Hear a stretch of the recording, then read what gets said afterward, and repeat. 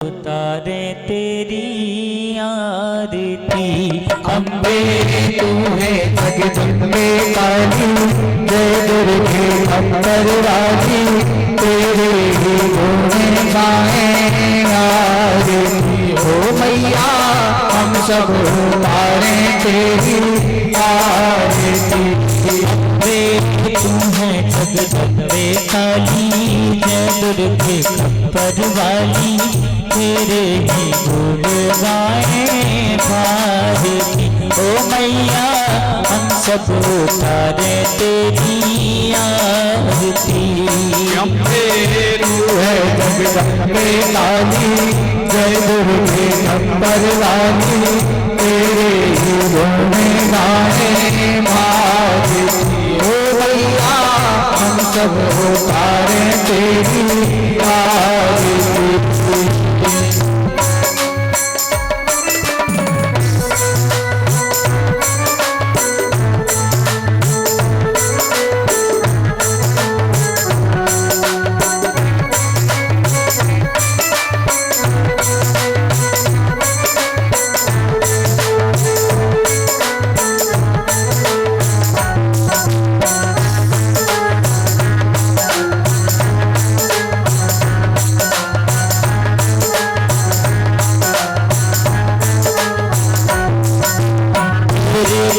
जनों पर माता भीड़ पड़ी है भारी माँ। मेरे भक्त जनों पर माता भीड़ पड़ी है भारी माँ। तेरे भक्त जनों पर माता भीड़ पड़ी है भारी माँ। तेरे भक्त जनों पर माता भीड़ पड़ी है भारी माँ। दानव दल पर टूट पड़ो माँ, दानव दल पर टूट पड़ो माँ, दानव दल पर टूट पड़ो माँ। करके सिंह सवार सौ सौ सिंहों से बलशाली,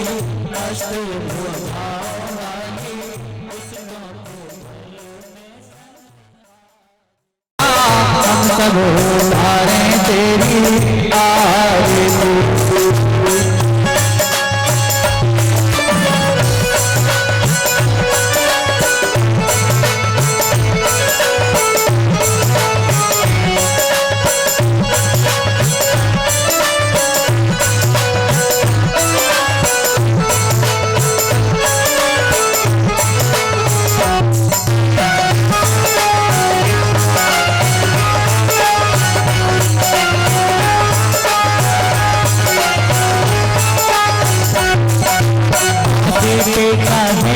जग में बड़ा ही निर्मल नाता माँ। माँ बेटे का है इस जग में बड़ा ही निर्मल नाता। माँ बेटे का है इस जग में बड़ा ही निर्मल नाता माँ। माँ बेटे का है इस जग में बड़ा ही निर्मल नाता। पूत का पूत सुने हैं करना, पूत का पूत सुने हैं करना। माता सुनी तुम्हारा सब पे करुणा बरसाने वाली, अमृत बरसाने वाली, दुखियों के दो पेड़ने वाली। ओ मैया हम सब उतारे तेरी आरती।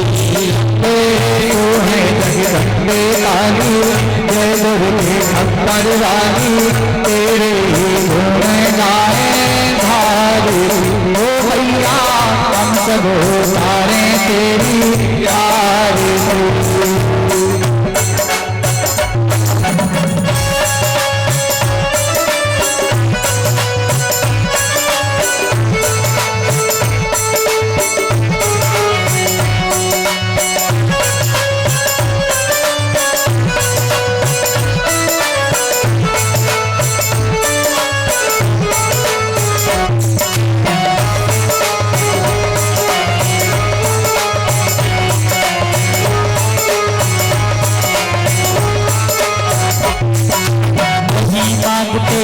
और दौलत ना चांदी ना सोना माँ।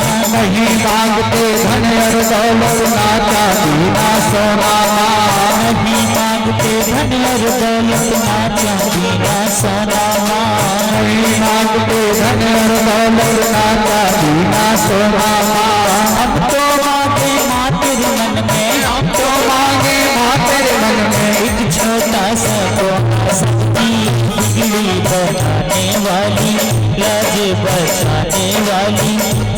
दुखियों के सत्य को संवारती हो मैया, हम सब उतारे तेरी आरती।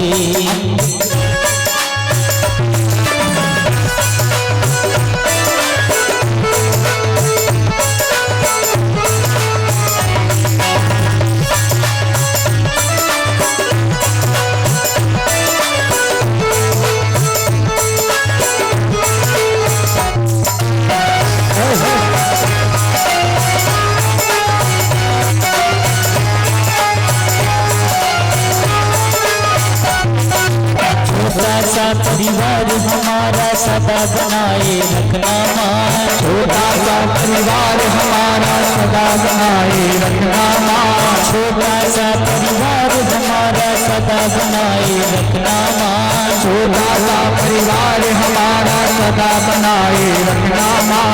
हम दुखियों पे हो मेरी मैया, हम दुखियों पे हो मेरी मैया, हम दुखियों पे हो मेरी मैया, हम दुखियों पे हो मेरी मैया, दया बनाए रखना सबकी, बिगड़ी बनाने वाली, कष्ट मिटाने वाली, दुखियों के टुकड़े निवारती हो मैया, हम सब उतारे तेरी आरती।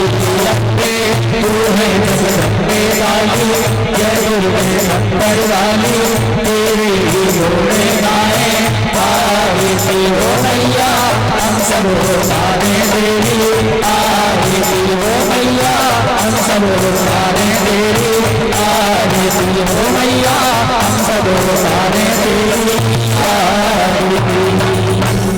कर्पूरगौरं करुणावतारं संसारसारं भुजगेन्द्रहारं सदा वसन्तं हृदयारविन्दे भवं भवानी सहकं नमामि।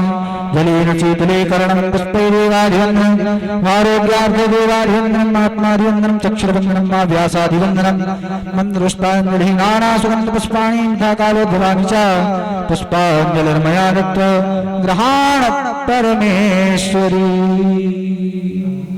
बोलिए देवी भागवत महापुराण की, व्यास जी महाराज की जय, सिद्धेश्वर भगवान की जय। श्री राधे श्री राधे।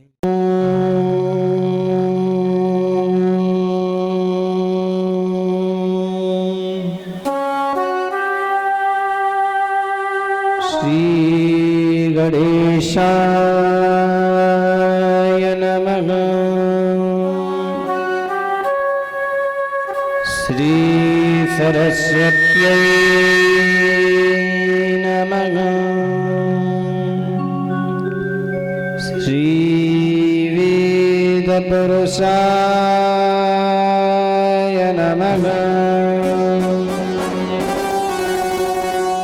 श्री सरस्वत्यै नमः। श्री गुरुभ्यो नमः। हरि ओम। हन हनुमते नमः।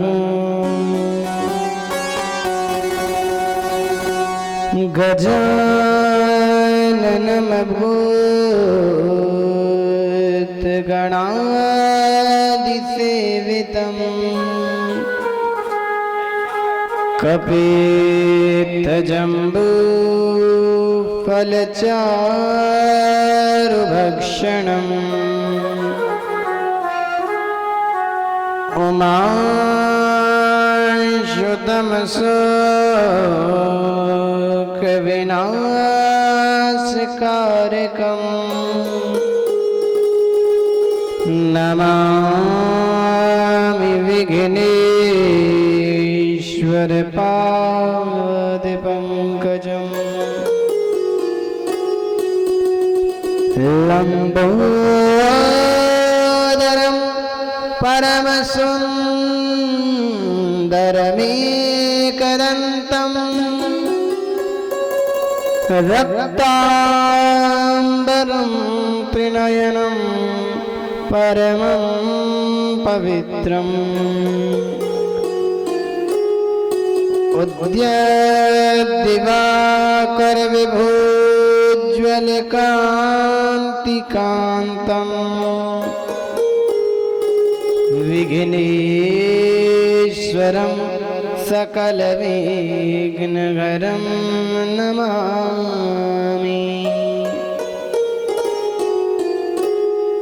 ध्यानमूलं गुरोर्मूर्तिः पूजामूलं गुरोर्पदम् मंत्रमूलं गुरोर्वाक्यं मोक्षमूलं गुरुकृपा। अतुलितबलधामं श्वरणशैलाभदेहं दनुजवनकृशानं ज्ञानिनामाग्रगण्यं सकलगुणनिधानं वानराणामधीशं रघुपतिप्रियभक्तं वातजातं नमामि। या देवी सर्वभूतेषु बुद्धिरूपेण संस्थिता नमस्तस्यै नमस्तस्यै नमस्तस्यै नमो नमः। बोलिए जगज्जननी जगदम्बा मैया की जय। परम मंगलमय परात्पर अकारण करुणा वरुणालय भक्त मनवांछित कल्पतरु तड़िद्दित श्री जगत सृष्टि कारिणी करुणामयी पराम्बा जगदम्बा मैया, जिनके लिए यह विश्व एकमात्र क्रीड़ा स्वरूप है, जो ब्रह्मा विष्णु महेश इत्यादि समस्त देवताओं की आराध्य मां जगत जननी जगदम्बा मैया को बारंबार कोटि कोटि प्रणाम। एवं आप समस्त शास्त्री नगर वासियों को एवं जहां तक मेरी आवाज जा रही हो, जिनके कर्ण में यह अमृतमयी भागवत का रसास्वादन हो रहा है, उन समस्त भक्तों को भी इस व्यासपीठ से प्रेम भरा राधे राधे जय माता दी।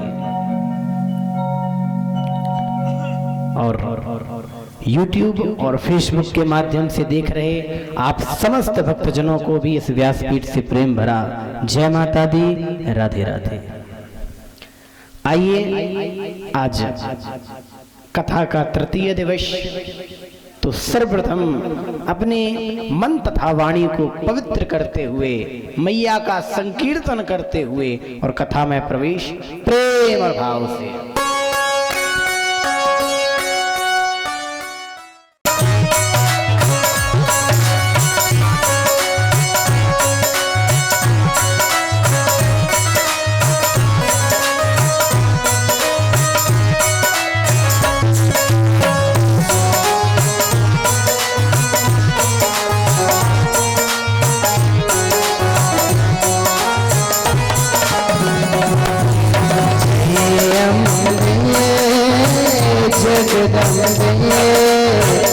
जय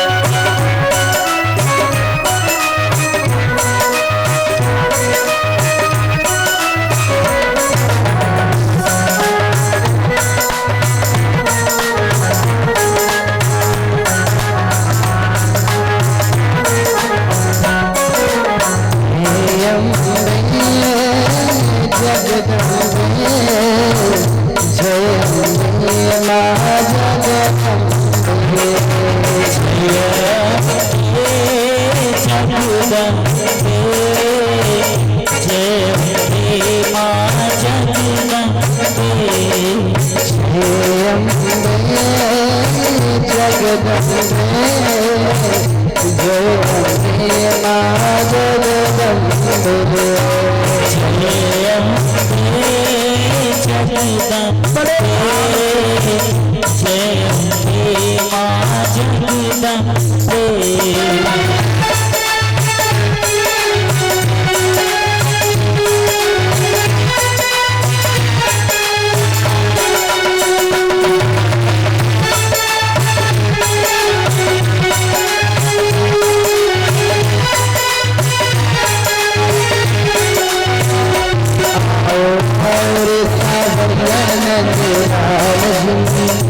मेरे प्राणों से प्यारे गोपाल जी सवैया नंदलाल जी मेरे प्राणों से प्यारे गोपाल जी आओ आओ सवैया नंदलाल जी मेरे प्राणों से प्यारे गोपाल जी सवैया नंदलाल जी मेरे प्राणों से प्यारे गोपाल जी मेरे प्राणों से प्यारे गोपाल जी मेरे प्राणों से प्यारे गोपाल जी मेरे प्राणों से प्यारे गोपाल जी मेरे प्राणों से प्यारे गोपाल जी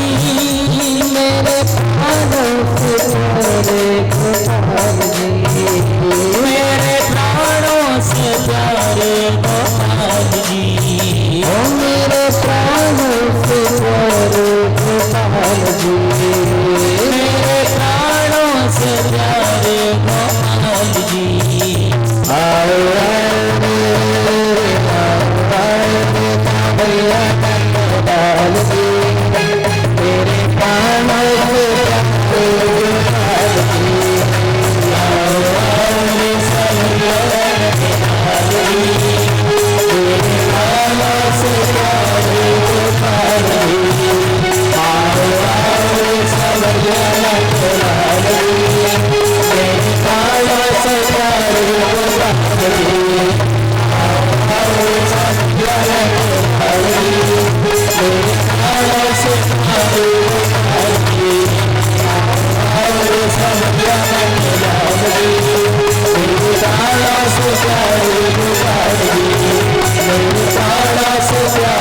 गोपाल जी मेरे प्राणों से प्यारे गोपाल जी बोलिए जगत जननी जगदम्बा मैया की प्रेम से बोलो। व्यास जन्म के बाद पुनि गुणग्राम परशुराम और पावन पावन बद्य में पढ़ी चरित लना।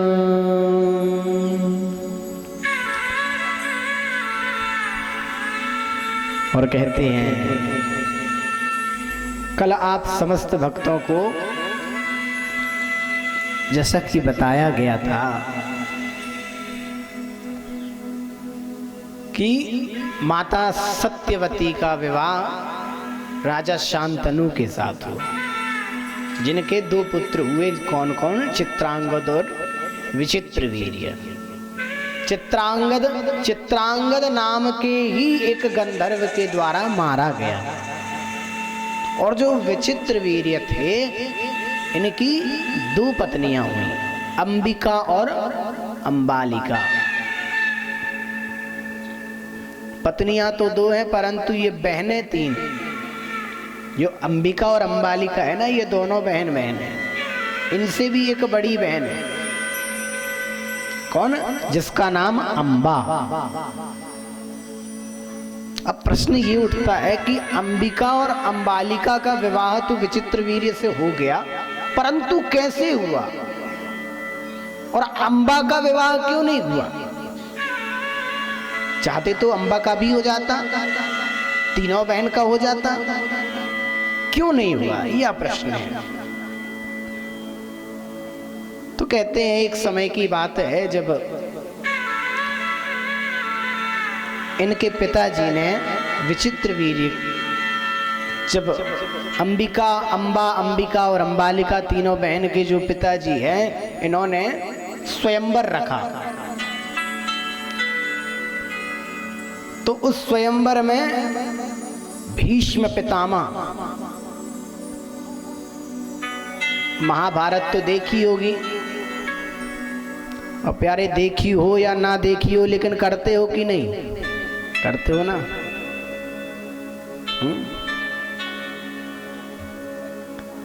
महाभारत होती है घर में कि नहीं होती है ना? लेकिन भीष्म पितामह कोई नहीं बनता महाराज, सब बनते हैं तो क्या? दुर्योधन और अर्जुन।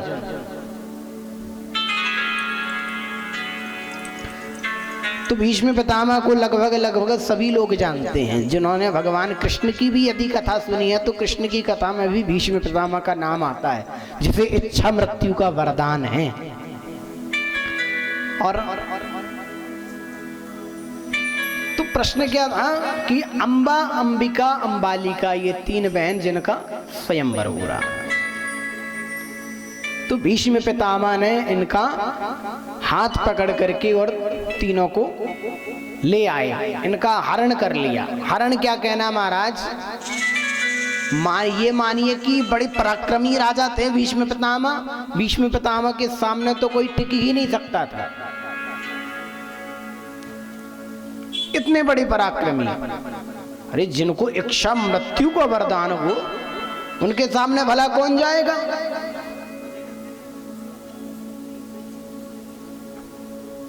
इतना श्रेष्ठ वरदान।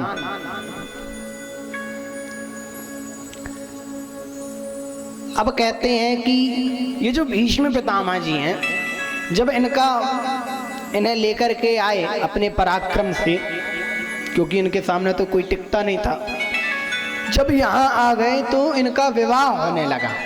अंबा, अंबिका और अंबालिका तीनों बहनों का जब जैसे ही विवाह होने लगा विचित्र वीर्य से, मंडप पर बुलाया गया तो अंबा ने कह दिया कि राजन, आपने बलपूर्वक हमें लेकर के आए हैं, हम तो वैसे भी आपकी दासी हो चुके हैं, लेकिन एक स्वामी का भी कर्तव्य होता है कि अपने दास का एक बार आग्रह जरूर सुने, निवेदन जरूर सुने। मेरा आग्रह आपसे ये है कि मैं किसी और से प्रेम करती हूँ और मैं उन्हीं से विवाह करना चाहती हूँ। कहा किससे विवाह करना चाहते हो? तो कहा एक राजकुमार हैं शाल्व, शाल्व नाम के राजकुमार हैं, मैं उनसे विवाह करना चाहती हूँ। अब जैसे ही विवाह का प्रस्ताव रखा तो उन्हें बिल्कुल भीष्म पितामह ने और ले गए राजा शाल्व के पास, छोड़ आए और वो आ गए। अब चूंकि शाल्व को पता चल चुका था कि इनका तो बलपूर्वक ले गए हैं,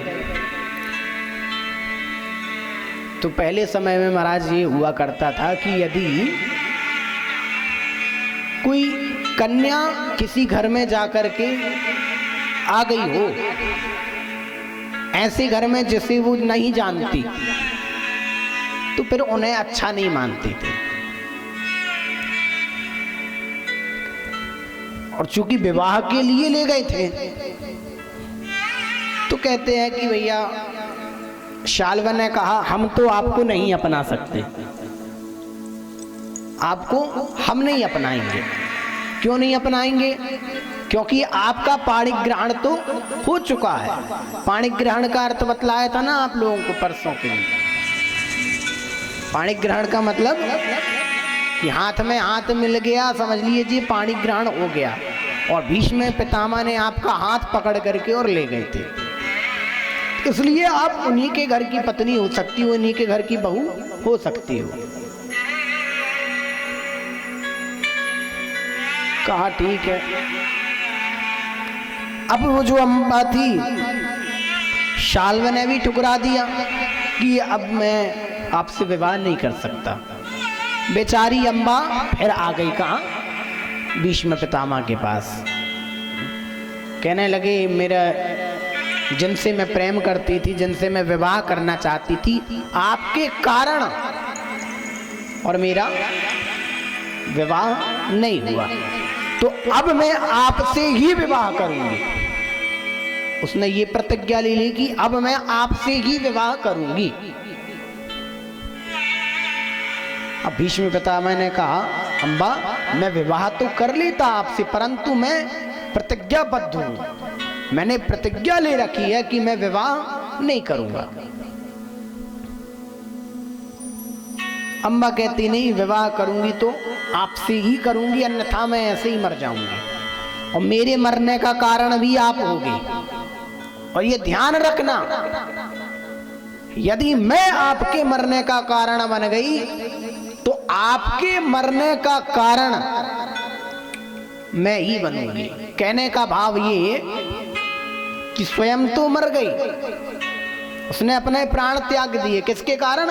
भीष्म पितामह के कारण। और उसी प्रकार जब राजा भीष्म पितामह के जब अंतिम स्थिति आई तो कारण कौन बना? वही नारी। उसका पुनर्जन्म हुआ, किसके रूप में? शिखंडी के रूप में। अब और आगे कथाएं आती हैं इसमें कि सबसे पहली बात तो ये कि इन्होंने प्रतिज्ञा क्यों ली।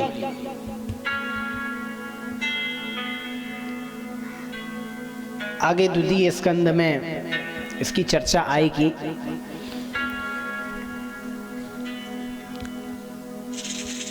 तो कहते हैं विचित्र वीर्य जो थे इनका विवाह हो गया अंबिका से और अंबालिका से। अब अंबा तो चली गई, तो विचित्र वीर्य भी क्षय रोग से मर गए, मृत्यु को प्राप्त हो गए। जो दिन भर केवल अपने ही पत्नियों के साथ रहते थे, राजपाट का कोई ध्यान नहीं, बस लिप्त रहते थे भोग में ही। कहने का भाव ये है कि भगवान ने हमें इस मृत्यु लोक में जन्म दिया है, तो भगवान का भजन करना है। रहो तो किसकी तरह? राजा जनक की तरह गृहस्थ रहो, परंतु लिप्त मत हो। विचित्र वीर्य जो है लिप्त हो गए। अब जब लिप्त हो गए तो क्षय रोग हो गया, क्षय रोग हो गया तो मृत्यु को प्राप्त हो गया। अब ये जो सत्यवती हैं,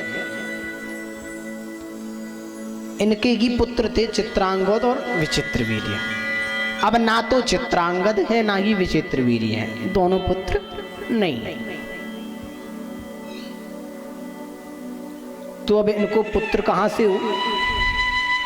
पुत्र वधुएं तो विधवा हो गई, वंध्या हो गई।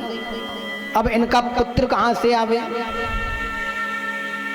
तो कहते हैं श्री वेद व्यास मुनि, जिन्होंने 18 पुराणों की रचना की, 4 वेदों की रचना की, उन वेद व्यास मुनि के बारे में आज श्री सूत जी महाराज कहते हैं शौनकादिक ऋषियों से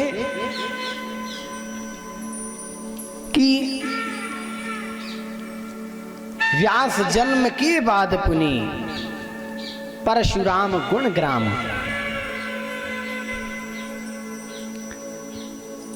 अब कहा महाराज आप व्यास जी के बारे में तो बतलाते हैं कि लेकिन ये व्यास जी कौन है, कैसे इनका जन्म हुआ, ये भी तो बतलाइए।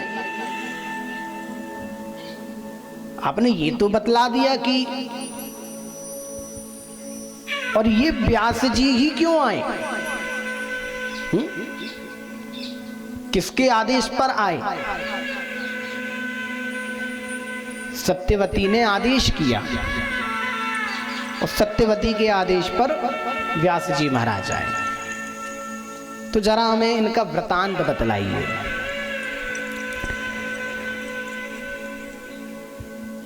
कितने एक बार की बात है, चेदी नरेश उपरिचर नाम के एक राजा थे जिन्हें वसु भी कहा गया है। इन वसु की पत्नी थी जिनका नाम था गिरिका।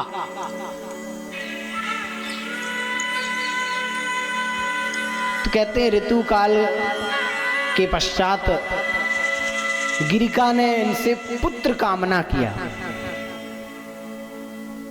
पुत्र की कामना की, चूंकि ये जो राजा उपरिचर थे, वसु थे, ये आखेट के लिए गए हुए थे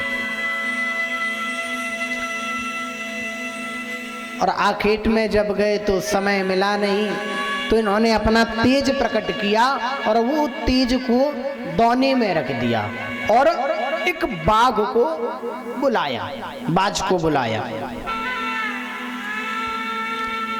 और बाज को कहा कि जाओ, जाकर के ये मेरी पत्नी गिरिका को दे देना। और जैसे ही वो बाज दौने को लेकर के उड़कर जा रहा था गिरिका के पास, कि उतने में एक दूसरे बाज ने देख लिया और बाज ने सोचा वो ना वो ये मांस का टुकड़ा लेकर के जा रहा है, क्यों ना हम भी इसे पालें। और उसको पाने के लिए वो उस पर झपट पड़ा। अब जैसे ही झपट पड़ा तो जो तेज था दौने के अंदर, वो दौने का तेज यमुना जी में गिर गया। अब जब दौने का तेज यमुना जी में गिर गया तो ना तो इस बाज ने बचा पाया, ना ही उस गिरिका के पास जा पाया। वो चला गया यमुना जी में और यमुना जी में एक मछली थी। वो मछली कैसी? वो श्रापित मछली थी। उस मछली ने उसका पान कर लिया।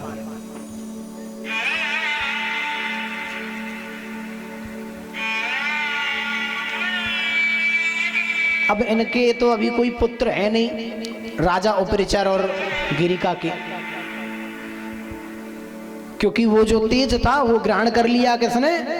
गिरिका ने।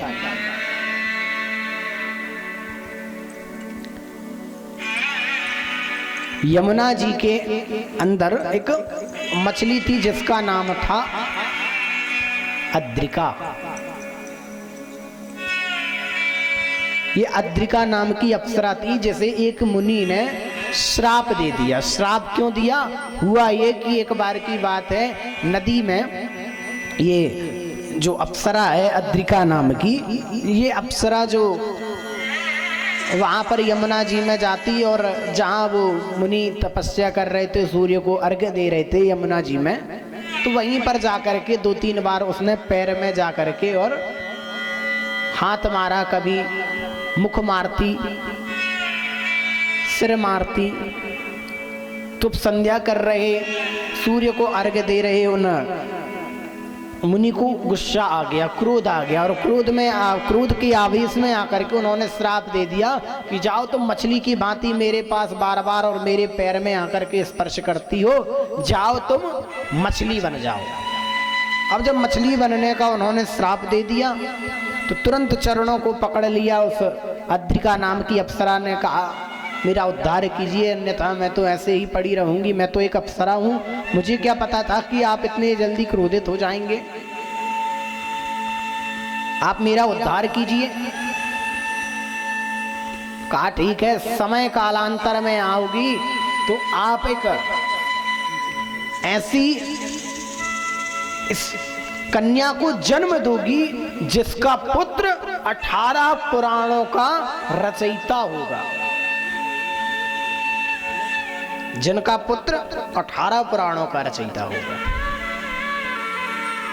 कहने का भाव ये है कि लोग हमें कब जानते हैं? जब हमारा पुत्र कोई अच्छा कार्य करता है तब जानते हैं ना। सत्यवती को हम और आप कैसे जानते हैं? इसलिए जानते हैं कि सत्यवती के पुत्र श्री वेदव्यास मुनि हैं। यदि वेदव्यास मुनि सत्यवती के पुत्र ना होते तो सत्यवती को कोई नहीं जानता। तो आज वो सत्यवती कैसे बनी? थी तो वो मछली की गर्भ में ही उन्होंने वो किया, तो मछली के गर्भ से उत्पन्न होने वाला जीव है, मछली ही बनना चाहिए। मछली क्यों नहीं बना?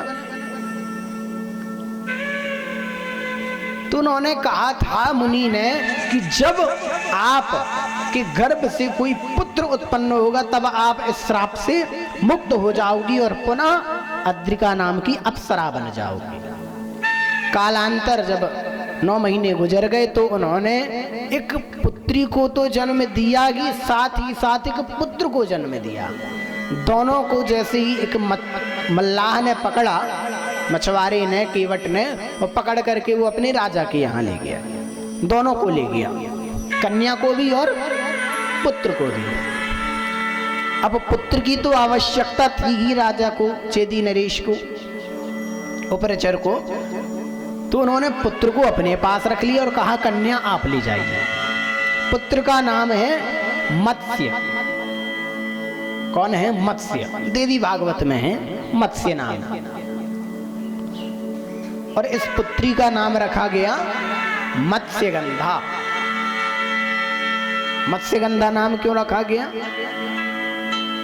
क्योंकि मछली की गंध आती थी।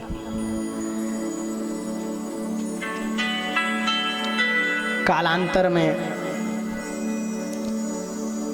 समय बीतता गया। हुआ ये कि धीरे धीरे यहाँ पर पुत्र बड़ा हो रहा है, यहाँ पर पुत्री बड़ी हुई। और जैसे यहाँ पुत्री बड़ी होती है तो कहते हैं ना कि जब पिता का यदि पुत्र नहीं होता तो पुत्री ही उसके लिए पुत्र होती है। पुत्री ही पुत्र है और पुत्र ही, कहने का भाव ये कि वही सब हो जाता है। तो घर का जितना कामकाज था तो सबका सब काम वही पुत्री करती। कभी कभी तो ये होता कि यदि पिताजी किसी कार्य में व्यस्त होते तो वो मत्स्यगंधा नाम की जो पुत्री है वो ही नाव को चलाने लगती। यदि कभी पिताजी नाव चलाते तो वो अपने घर का कामकाज करती। एक बार की बात है, पराशर नाम के मुनि, पराशर ऋषि उस मल्लाह के पास गए। उन्हें उस पार जाना था, नदी के उस पार जाना था। तो उन्होंने आग्रह किया कि आप मुझे उस पार छोड़ दीजिए। तो उस समय मल्लाह कुछ कार्य कर रहे थे। तो उन्होंने कहा प्रभु क्षमा कीजिए, आप यदि मेरा आग्रह निवेदन स्वीकार करें तो मैं तो नहीं जा सकता, परंतु मैं अपनी पुत्री को आपके साथ नाव में भेज देता हूँ, क्योंकि मेरी पुत्री भी बहुत अच्छी नाव चला लेती है और आपको किसी प्रकार का कोई कष्ट नहीं होगा।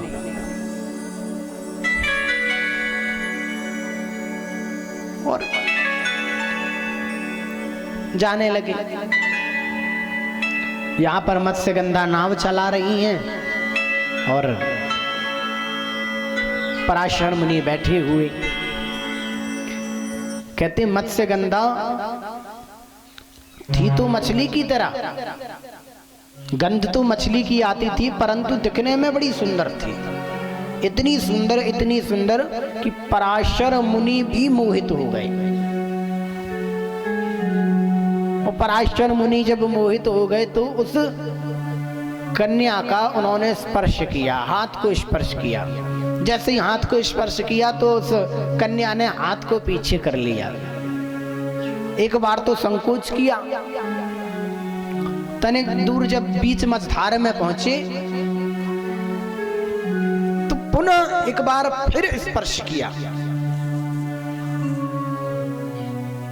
फिर उसने हाथ पीछे किया और विचार करने लगी मन ही मन। नाव भी चलाती जा रही है और यह विचार करने लगी कि हमारे पिताजी बताते हैं संत महात्मा यदि कुछ कार्य कर रहे हो तो उन्हें टोकना नहीं चाहिए,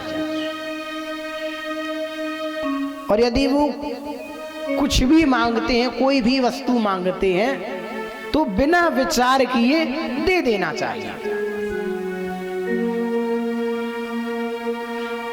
ये जो कथा है देवी भागवत में लिखी हुई है।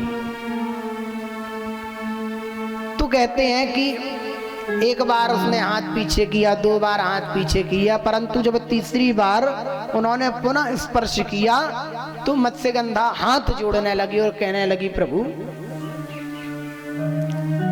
क्या कारण है आखिर कि आप मुझे बार बार स्पर्श कर रहे हैं।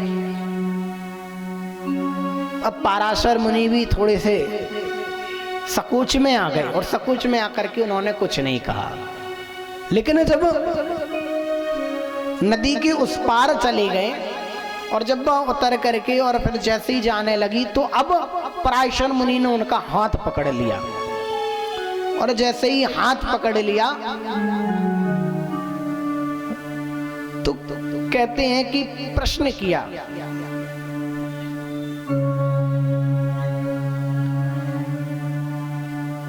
उस मत्स्यगंधा ने कहा कि आप एक मुनि हैं और आप शायद अपना मार्ग भटक रहे हैं। कहना तो नहीं चाहिए परंतु आप अपना मार्ग भटक रहे हैं और मैं एक केवट की कन्या हूं। आपके अंदर ऐसा भाव नहीं आना चाहिए। जब इतनी बातें कही तो पराशर मुनि ने कहा कि मैं आपकी बात तो सत्य है, परंतु मेरे सामने कितनी ही अप्सराएं नहीं आई, कितनी ही सुंदर सुंदर युवतियां नहीं आई, परंतु मैंने कभी किसी प्रकार का मेरे अंदर ये भाव नहीं आया। लेकिन तुम्हें देखते ही मानो ये भाव आया जैसे तुम मेरी पत्नी हो, और ये जो मैं क्रिया कर रहा हूं मैं वह क्रिया इसी भाव से कर रहा हूं कि आप मेरी पत्नी हो, इसलिए मैंने आपका बार बार हाथों का स्पर्श किया।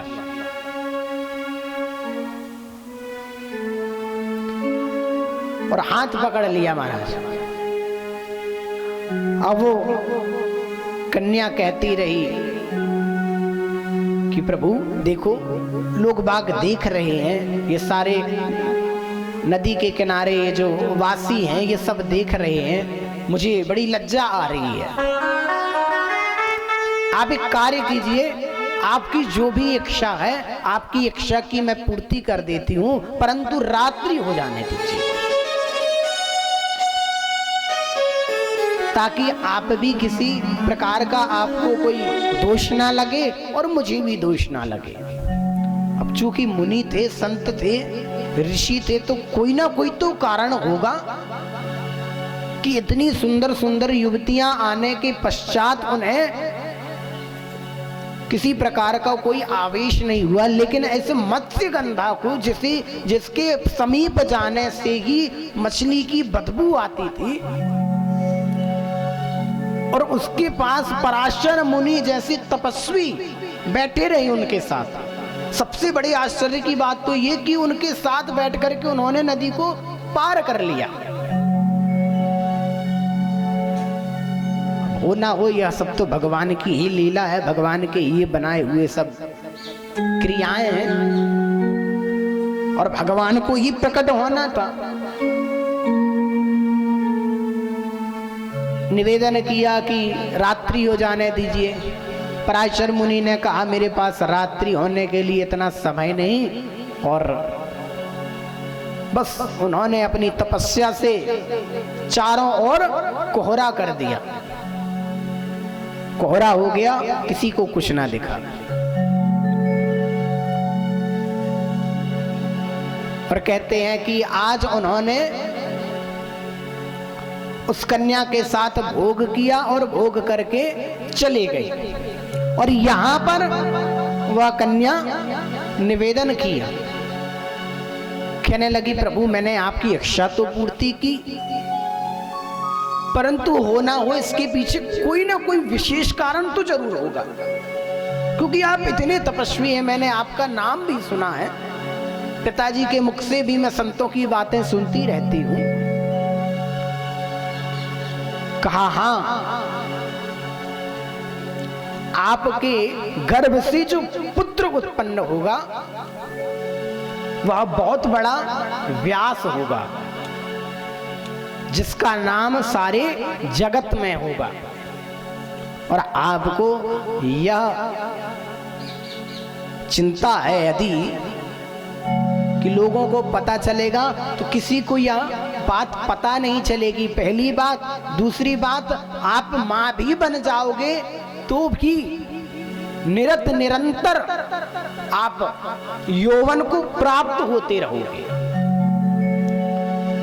आपको जर्जर शीघ्रता से प्राप्ति नहीं होगी। जर्जर कहते हैं बुढ़ापा को।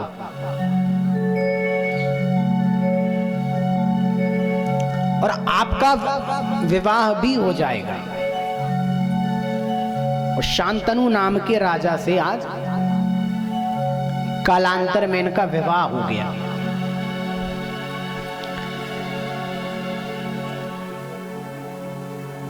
कहते हैं विवाह से पूर्व ही व्यास जी का जन्म हो गया। और जब व्यास जी का जन्म हुआ तो व्यास जी का नाम रखा गया द्वैपायन। क्या नाम रखा गया? द्वैपायन। चूंकि रात्रि में जन्म हुआ, रात्रि में क्या होता है? अंधेरा होता है। अंधेरा कैसा होता है? काला। और काले को संस्कृत में कहते हैं कृष्ण। क्या कहते हैं? कृष्ण। तो इनका नाम रखा गया कृष्ण द्वैपायन। द्वैपायन नाम क्यों रखा गया? क्योंकि रेतीली मिट्टी में इनका जन्म हुआ। इत्युक्त्वा निर्ययौ व्यासः सा पित्रन्तिकं गता द्वीपे न्यस्तस्तया बाल तस्माद्वैपायनो भव। और इस प्रकार से श्री वेदव्यास मुनि का नाम कृष्ण द्वैपायन भी है। बोलिए वेदव्यास जी महाराज की जय। कई शिष्य बने, लेकिन देवी भागवत में कुछ शिष्यों का नाम बड़े भाव से आया है, जिन्हें इन्होंने वेदों को बांटा है। किसी को कोई वेद दिया, किसी को कुछ वेद दिया। शिष्यान् अध्यापयामास वेदान् कृत्वा विभागसः। वेदान् कृत्वा विभागसः अर्थात वेद को, वेदों का विभाग करके। पहले एक वेद थे, फिर एक से चार बने। उन चार वेदों को बांटा गया।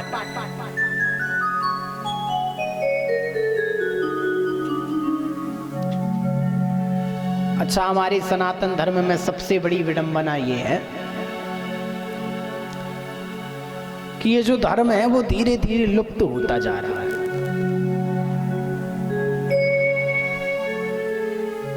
अच्छा ये बताइए, चारों वेदों का नाम किसी को पता है? इतने श्रोतागण बैठे हुए हैं, किसी को पता है कि चार वेद कौन कौन से? अब किन्हीं को तो यही नहीं पता होगा कि वेद भी चार हैं।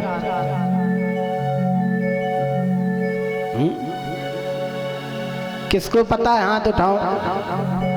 3 वेद हैं। अच्छा, याद आ गया। अम्मा को तो याद आ गया। अच्छा, पुराण कितने हैं? 12। अब 18 पुराण इसलिए याद है कि भैया 18 पुराणों का महाराज जी ने संकल्प लिया है तो वो दिमाग में चल रहा है कि अब 18 पुराणों का संकल्प लिया तो 18 ही होंगे, 16 तो होंगे नहीं, ना 20 होंगे। तो चलो कम से कम ये तो पता है कि 18 पुराण। अच्छा, नाम पता है कौन कौन सा है? 2 ही नाम पता है। कहते महाराज जी 18 साल में याद हो जाएंगे, है ना। जब जब पुराण होगा तब तब याद होते जाएगा। चलो ठीक है, 18 पुराण है तो समय लगेगा, 18 साल लग जाएगा। लेकिन 4 वेदों को याद कीजिए। 4 वेद हैं। कौन कौन से? ऋग्वेद, यजुर्वेद, सामवेद और अथर्ववेद। तो यजुर्वेद की 2 शाखाएं हैं, 2 भाग हुए यजुर्वेद के, एक शुक्ल यजुर्वेद और एक कृष्ण यजुर्वेद।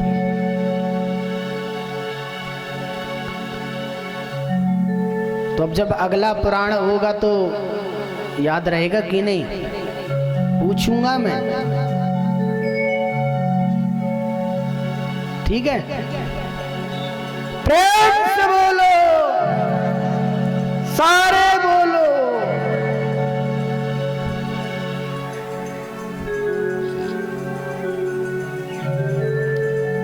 आज मत्स्यगंधा ने जब व्यास जी को जन्म दिया, नाम रखा गया कृष्ण द्वैपायन। 4 वेदों को बांटा, शिष्यों को बांटा। शिष्यान् अध्यापयामास वेदान् कृत्वा विभागशः। सुमन्तुं जैमिनी पैलम् वैशम्पायनमेव च। असितं देवलं चैव शुकं चैव स्वात्मजम्। एतच्च कथितं सर्वं कारणं मुनिसत्तमा। कारणं मुनिसत्तमा।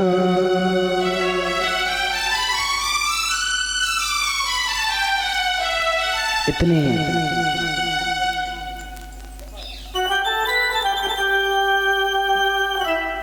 सुखदेव जी भी व्यास जी महाराज के शिष्य हैं। सुकंचैवा, सुखदेव जी का भी नाम है। क्यों है? क्योंकि वेद व्यास मुनि ने श्री सुखदेव जी महाराज को श्रीमद् भागवत महापुराण दिया।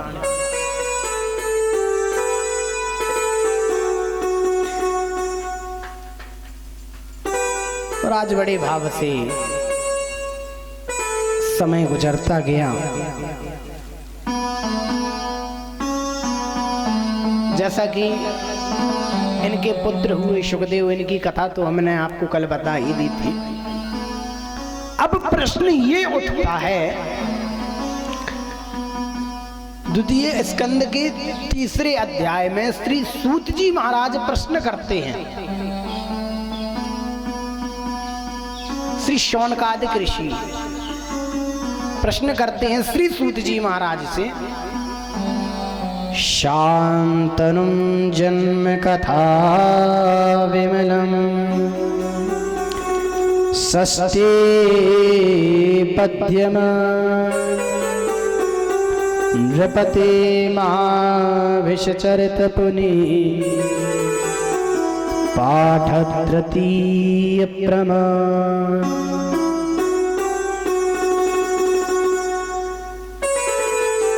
प्रश्न करते हैं,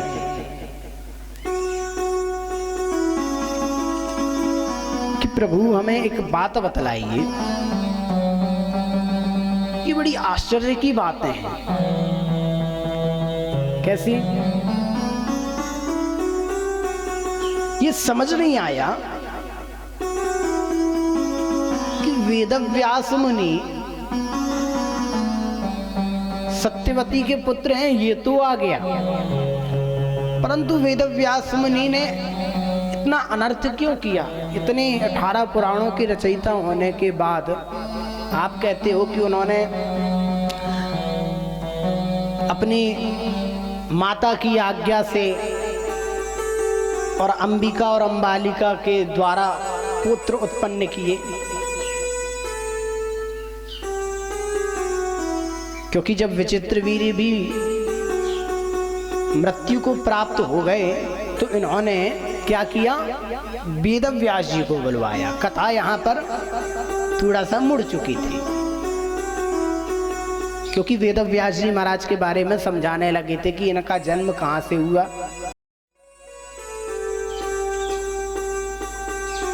तो जब वेदव्यास मुनि आए तो इन्होंने 3 पुत्रों को जन्म दिया। कितने पुत्रों को? 3 पुत्र को। अंबिका के द्वारा हुआ कौन? धृतराष्ट्र, जो जन्मांध थे। जन्मांध क्यों थे? क्योंकि जब वेदव्यास मुनि अपने तेज इनको दे रहे थे तो इन्होंने अपने नेत्रों को बंद कर लिया था, तेज सहन नहीं कर पाए। क्या होता है जब आप कड़ी धूप में जाओ और फिर जब आसमान में, आकाश में सूर्य की ओर देखोगे तो अपनी आंखें बंद करोगे बार बार। तो जिस प्रकार सूर्य का तेज है हम सहन नहीं कर पाते और बार बार हम अपनी आंखों को बंद करते हैं, उसी प्रकार वेदव्यास मुनि जब तेज दे रहे थे तो इन्होंने भी अपने नेत्रों को बंद कर लिया। तो वही भाव, वही प्रताप उनके उस शिशु के अंदर आ गया और वो जन्म से ही अंधे हो गए। धृतराष्ट्र। अंबिका ने बताया अंबालिका को जाकर के कि उनका तेज बड़ा असहनीय है, उनके तेज को हम सहन नहीं कर सकते। तो इस भय के कारण और अपने शरीर पर, अपने देह में उसने सफेद चंदन जो शीतलता प्रदान करने वाला है वो लगा लिया और चली गई। तेज तो ग्रहण कर लिया, परंतु उनका भी पुत्र क्या हुआ? पांडु रोग से उत्पन्न हुआ, उसे पांडु रोग हो गया।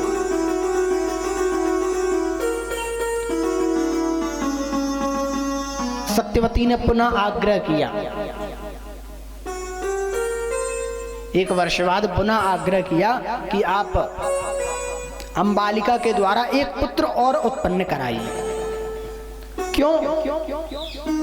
क्योंकि ये जो दोनों पुत्र हैं ये किसी कार्य के समझ नहीं आ रहे। कोई अंधा है तो कोई रोग से उत्पन्न है। आप एक सुंदर पुत्र जो तेजवान हो, जो ज्ञानवान हो, जो धर्म का अधिकार जानता हो, जो धर्म को जानता हो, कर्म को जानता हो, ऐसा पुत्र दीजिए। और श्री वेदव्यास मुनि ने पुनः तप किया और जैसे ही वह तेज देने लगे तो अंबालिका ने क्या किया कि अपनी दासी को अपनी जगह भेज दिया। सिर ढाकी हुई थी, पता तो चला नहीं, वेदव्यास मुनि को भी नहीं पता कि कौन है, और सामने खड़ा कर दिया ले जा करके। और श्री वेदव्यास मुनि ने अपना तेज नेत्रों के द्वारा निकाल करके और प्रदान कर दिया उस दासी को। और इन्हीं दासी के एक सुंदर पुत्र जो धर्म को जानने वाले हैं, धर्मराज, स्वयं धर्मराज के ही अवतार माने गए हैं। कौन? विदुर जी, जिन्हें हम दासी पुत्र कहते हैं। इन्हें किसी प्रकार का कोई रोग नहीं था। इस प्रकार से वेदव्यास मुनि की ये 3 संतानें और हुई।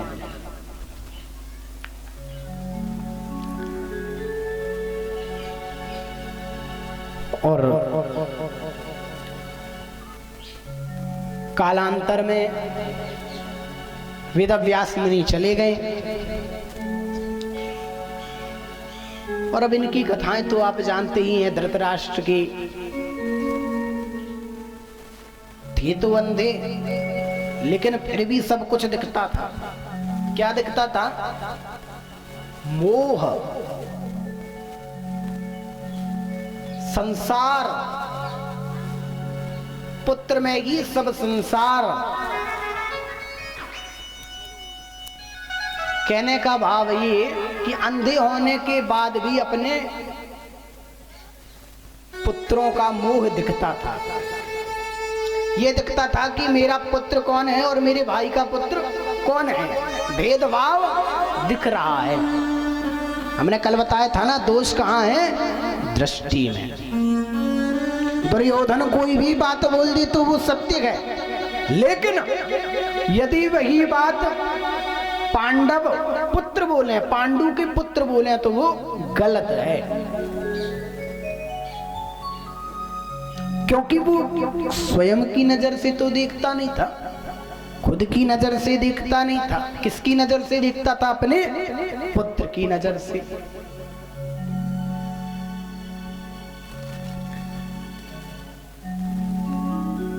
और प्यारे, यदि हम हर नजरिया अपने पुत्र के हिसाब से रखेंगे तो फिर कल्याण हो जाएगा, जैसे धृतराष्ट्र का हुआ। क्योंकि ये तो संसार है, सागर है महाराज, इसमें तभी डूबो जब तैरना आता हो, अन्यथा किनारा पकड़ करके और भगवान के साथ ही रहो, क्योंकि भगवान ही है जो किनारे लगाने वाले हैं। ये संसार सागर कैसा है महाराज? असत्य है। सत्य केवल कौन है? भगवान परमात्मा। सच्चिदानंद रूपाय विश्वोत्पत्त्यादि हेतवे तापत्रय विनाशाय श्री कृष्णाय वयं नमः। भागवत जी में भी पहला श्लोक है ना महाराज, सच्चिदानंद। सच्चिदानंद तीन शब्द से मिलकर बिना, सत चित और आनंद, तो वही सत, और बाकी सब असत, बाकी सब झूठा।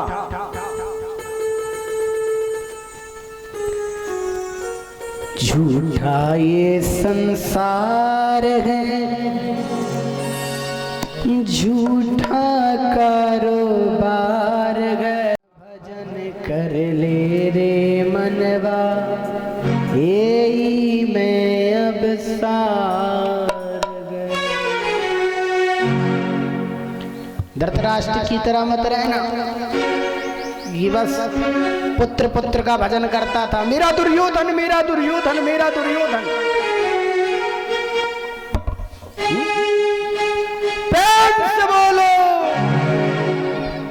झूठा ये संसार है, झूठा भ्रमचार है। राम भजन कर मेरे मनवा, यही मैं अवतार है। झूठा ये संसार है, झूठा भ्रमचार है। राम भजन कर मेरे मनवा, यही मैं अवतार है। झूठा ये संसार है, झूठा भ्रमचार है। राम भजन कर मेरे मनवा, यही मैं अवतार है। राम भजन कर मेरे मनवा, यही मैं अवतार है। ऐसे नहीं, ताली बजा दो, बड़ा हाथ भाई।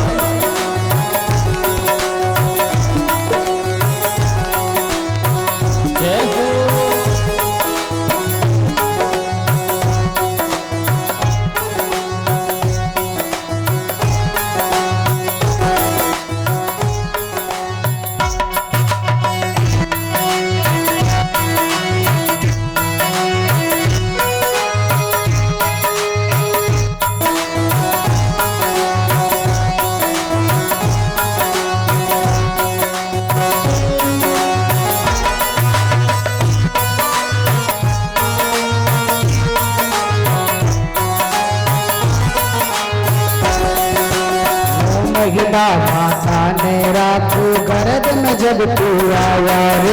9 महीना माता ने राखो गर्भ में जब तू आया रे। पैदा हुआ तब माता पिता ने भारी जलसा मनाया रे। पैदा हुआ जब माता पिता ने भारी जलसा मनाया रे। जब गर्भ जीव में आता है तो कितने महीने रहता है? 9 महीने। ये भाव क्या कह रहा है? संत कहते हैं 9 महीना माता ने राखो गर्भ में जब तू आया रे। और पैदा हुआ तब माता पिता ने भारी जलसा मनाया। जलसा मनाते हो कि नहीं जब पुत्र होता? इसी प्रकार से जलसा मनाते। और खर्चा करो अपार है जिसका नहीं विचार है। माता पिता ना फूल समावे मेरा राजकुमार है। खर्चा करो अपार है जिसका नहीं विचार है। माता पिता ना फूल समाए मेरा राजकुमार है। ये संसार है झूठा भरम जार है। राम भजन कर मेरे मनवा यही मैं अवतार है।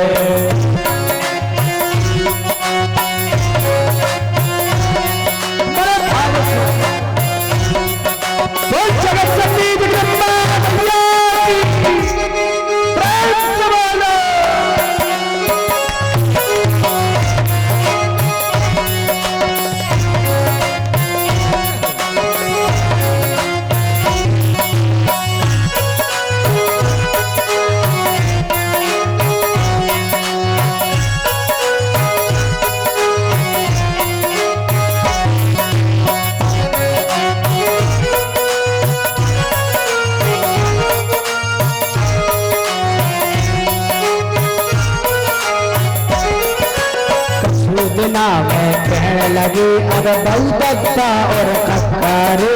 कछु बिना मैं कहने लगे अब बहुत अच्छा और कक्कारे। बड़ो भयो सब जानने लगे और खाने लगे सब धक्कारे। बड़े भये सब जानने लगे खाने लगे अब धक्कारे। कछु दिना में तो जब लड़का होता है और बहुत अच्छा का नाम लेता है तो बड़ा सुंदर लगता है। लेकिन जैसे जैसे वो बड़ा होता है और जब ताने मारता है तब माता पिता को क्या लगता है? धक्का। भैया हमारे लड़का ने तो ऐसे कहो, हमारी मौड़ी ने ऐसी क्या कहा है? कछु दिना में कहने लगे अब बहुत अच्छा और कक्कारे। कछु बिना मैं कहने लगे बहुत अच्छा और कक्कारे। बड़े भये सब जानने लगे खाने लगे सब धक्कारे। बड़े भये सब जानने लगे खाने लगे अब धक्कारे। आ गई सुंदर नार है आंखें हो गई चार है। माता पिता जा भूलन लागे ऐसा मनुआ गमार है। कोई सुंदर कार है आंखें हो गई चार है। माता पिता को भूलन लागे ऐसा मनुआ गमार है। झूठा ये संसार है झूठा धर्म जार है। राम भजन कर मेरे मनवाए मैं अवतार है। झूठा भरमदार है राम भजन कर मेरे मनवाए मैं अवतार है।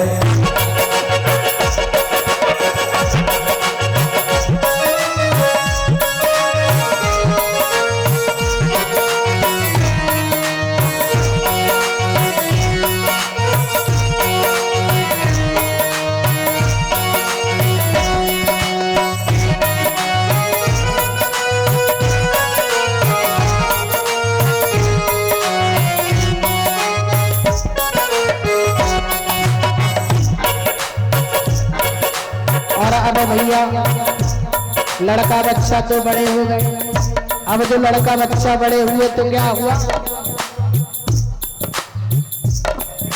धीरे धीरे आप बुढ़ापो हो गए जात सयाना रे, बूढ़े भी आओ बुढ़ापो हो गए जात सयाने हो। थर थर थर थर कापन लागे तबीयत नहीं ठिकाने में, थर थर थर थर कांपन लागे तबीयत नहीं है ठिकाने हो। वही जब लाचार है हंसा उड़ गए पार है, बन लागे लंका बच्चा और कुटुंब परिवार है। अब लाचार है हंसा उड़ गए पार है, रोवन लागे लंका बच्चा और कुटुंब परिवार है। झूठा ये संसार है, झूठा धर्म जार है, राम जन्म कर मेरे मनवाए में अवसार है। राम भजन कर मेरे मनवाए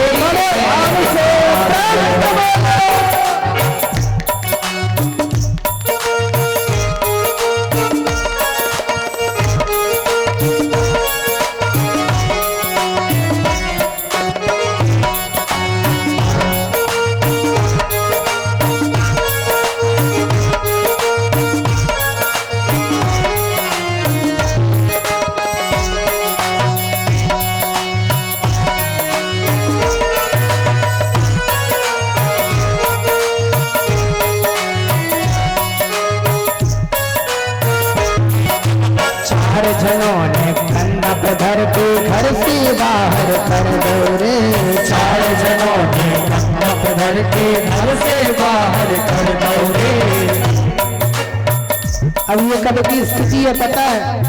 चार लोग कंधा पे धर के बाहर कब करते हैं ये पता है कि नहीं? पता है?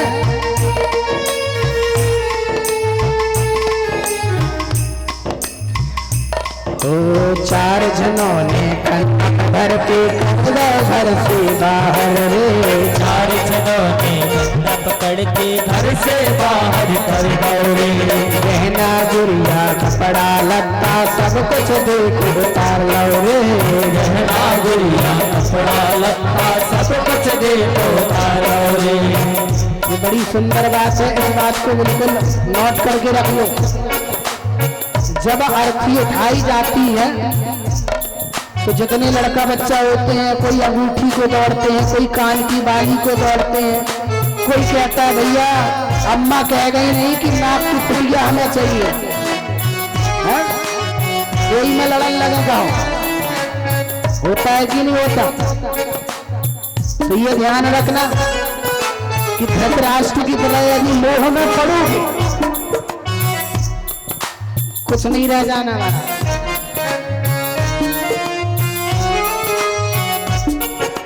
गहना गुड़िया कपड़ा लत्ता, और गहना गुड़िया कपड़ा लत्ता सब कुछ देखो उतार लो रे, गहना गुड़िया कपड़ा लत्ता सब कुछ देखो तारो रे। छटकाओ देखो द्वार है, हो गए तन बेकार है, मिनटों में देखो छूट गई ये कैसी अंधीरार है। छूट गओ मरदार है, हो गओ तन बेकार है, मिनटों में तुम छूट गई रे, भोली कैसी धार है। झूठा ये संसार है, झूठा धर्म जार है, राम जन्म कर मेरे मनवाए में अवसार है। मेरे मनवाए में अवतार है। अरे राम भजन कर मेरे मनवाए में अवसार है, राम भजन कर मेरे मनवाए में अवतार है। भैया राम जन्म कर मेरे मनवाए में अवसार है, राम भजन कर मेरे मनवाए में अवतार है। राम भजन कर मेरी मनवाए में अवसार है।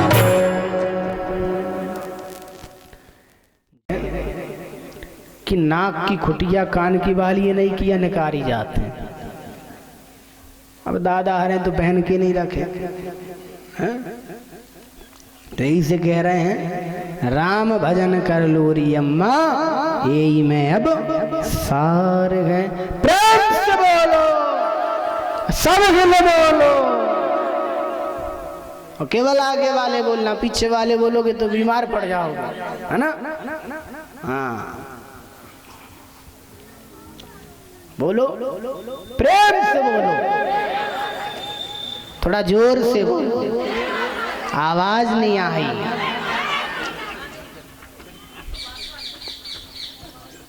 हमारे भैया को नहीं आई, हैंड फ्री लगाए है ना।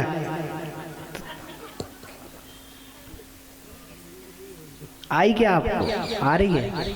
हमारी तो आ रही होगी, इनकी आ रही कि नहीं पीछे वाली अम्मा? चलो कम से कम कह तो रहे। भाई आगरा से आए हैं भैया, इतनी दूर से आए, राम भजन सुनने को आए हैं। अब आप लोग नहीं सुनाओगे तो अगली साल से नहीं आएंगे। हम सोच रहे हर साल बुलाएं, और अब आप लोग ऐसे यदि कंजूसी करोगे, कुछ तो आने में कंजूसी करते हैं, कुछ देने में कंजूसी करते।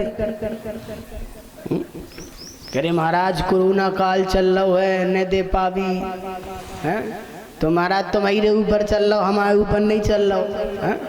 हमें तो कौन न पूछो तो कन्हैया, काहे नहीं पूछो कि महाराज आए सो भीड़ भरा है, न भाव सो और हो जाए।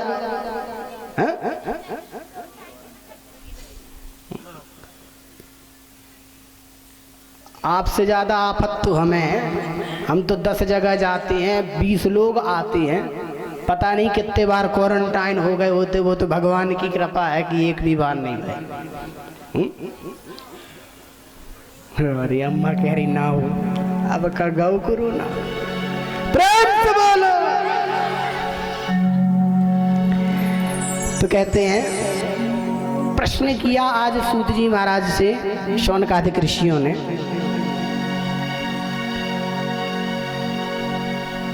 शांतनु जन्म की कथा। कहा महाराज ये बताइए कि सबसे पहला प्रश्न तो बहुत किए, इतने प्रश्न किए कि यदि हम प्रश्न बताने आएंगे ना तो फिर कल राम जन्म नहीं हो पाएगा। और एक बात और बतला दूं, कल राम जी का जन्म है और सबको बढ़िया सज धज के आना है, ठीक है। जैसे अपने बच्चों का चौक मनाते हो ना, वैसे ही हमारे प्रभु का भी मनाना है। भगवान का तो नहीं मना सकते, लेकिन जितना बन सके उतना मनाना।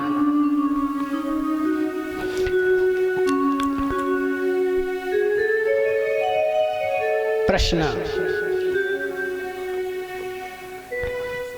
कि केवट की पुत्री से सत्यवती, जो केवट की पुत्री है, जिससे पराशर मुनि ने जिनके साथ भोग किया, ये सब इतनी क्रियाएं होने के बाद भी राजा शांतनु ने उनसे विवाह क्यों किया? सबसे पहला प्रश्न। दूसरा प्रश्न किया कि शांतनु राजा की पहली रानी कौन थी? ये जो सत्यवती है, ये शांतनु राजा की पहली पत्नी तो थी नहीं, पहली रानी कौन थी? तीसरा प्रश्न करते हैं, भीष्म जिन्हें आप वसु के अंश भी कहते हैं, तो वो वसु के अंश कैसे कहे गए? इन्हें लोग वसु के अंश भी कहते हैं, तो ये क्यों कहे जाते हैं वसु के अंश?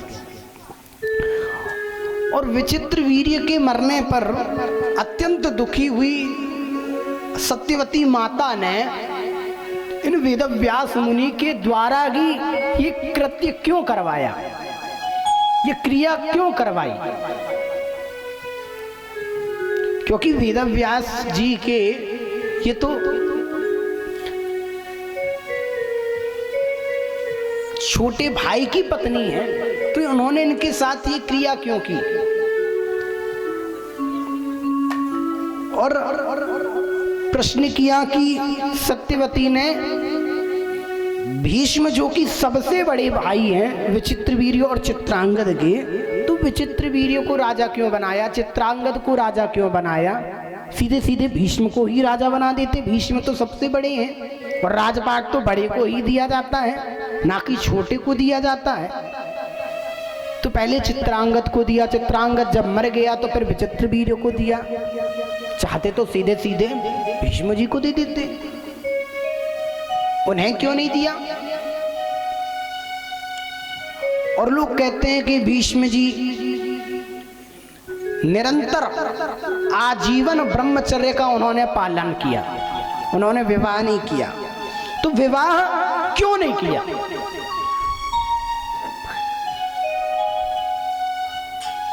ये प्रश्न शौनकादिक ऋषियों ने किया सूत जी महाराज से।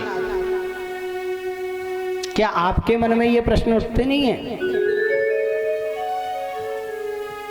नहीं उठते? क्या तो काय को उठेंगे महाराज, जब कथई से मतलब नहीं है तो काय को उठे? नेरे है बांस ने बज है बांसुरी। हमें तो भंडार से मतलब है। आप तो जी बताओ जल्दी सूलत आए कब आए? प्रेम से बोलो, इतनी धीरे बोलना, क्योंकि लोग देख रहे हैं ना, बाहर देश विदेश में भी लोग देख रहे हैं। पता तो चले कि हाँ महाराज जी जहाँ रहते हैं इतने कंजूस हैं कि बोलने तक में कंजूसी करते महाराज। प्रेम से बोलो। क्या बात, 2 दिन भंडारा होगा। सातवां प्रश्न किया, परम तेजस्वी जो व्यास जी हैं इन्होंने ये अनर्थ क्यों किया और इतना निंदनीय कार्य क्यों किया? क्या इनके अलावा और कोई नहीं था ऐसा निंदनीय कार्य करने वाला? इन्हीं के द्वारा क्यों हुआ?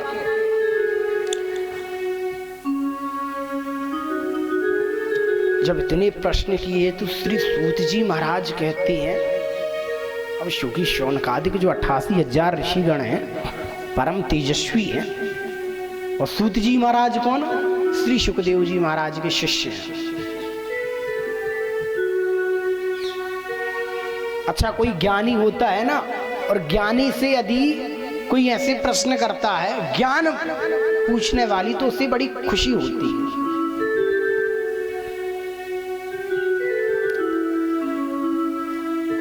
लेकिन हम लोग क्या करते हैं, कहावत ये है कि अन्न का कण और संत का क्षण कभी बर्बाद नहीं होने देना चाहिए। और हम कलियुगी मानव ऐसे हैं कि दोनों बर्बाद करते हैं, अन्न का कण भी और संत का क्षण भी।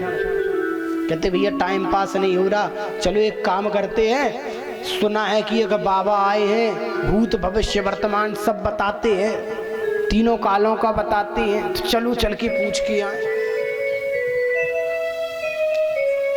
लोग बागों की भीड़ लगी हुई, एक बार पहुंच गए विवेकानंद जी के पास, ऐसे ही लोग पूछते पूछते, अब सब लोग अच्छी अच्छी बात पूछे। अब एक दादा आ गए, दादा की ये बड़ी बड़ी दाढ़ी थी, तो दादा ने आके पता कौन सा प्रश्न किया? कहते विवेकानंद जी आप बड़े ज्ञानवान हैं, ये बताइए, आप तो सब कुछ जानने वाले हैं, तो एक बात बतलाइए कि मेरी दाढ़ी इतनी लंबी क्यों है? ये प्रश्न भी कोई करने वाला है। विवेकानंद जी ने कहा, क्या उत्तर दिया पता? कहते आपकी दाढ़ी बड़ी इसलिए है क्योंकि परमात्मा को पता था कि यदि तेरी छोटी दाढ़ी रहेगी तो तू ये प्रश्न नहीं कर पाएगा, इसलिए परमात्मा ने तेरी दाढ़ी बढ़ाई। जैसा प्रश्न वैसा उत्तर। अब उसने विचार करता रहा कि ये क्या उत्तर हुआ भाई। तो कहने का भाव ये कि हम लोग तर्क बुद्धि से जाते हैं ब्राह्मण के पास। अब आपके ये कोष्टा मोहल्ला में एक बार भागवत हो रही थी, ये गढ़ा के पास है, राम कथा हो रही थी, 4-5 दिन हो गए कथा की। तो एक अम्मा आई। अच्छा एक बात और, माताओं की सबसे अच्छी चीज बात ये लगती है हमको कि चलो कम से कम कथा श्रवण करती हैं और घर में जाके उसका चिंतन भी करती हैं। दादाजी लोग तो खैर करते ही हैं, बाकी माताएं कुछ ज्यादा ही चिंतन बहुत ही ज्यादा कर लेती हैं। और चिंतन क्या किया, अब भगवान की कथा करें तो ठीक। लंका जब जली